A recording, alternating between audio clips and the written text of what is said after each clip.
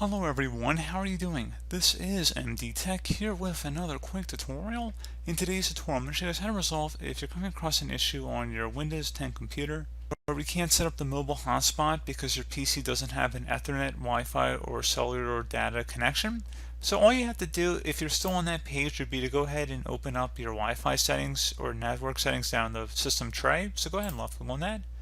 Go ahead and select if there's a Wi-Fi connection over there. You want to go ahead and select it, or Ethernet, obviously depending on what you're trying to set up.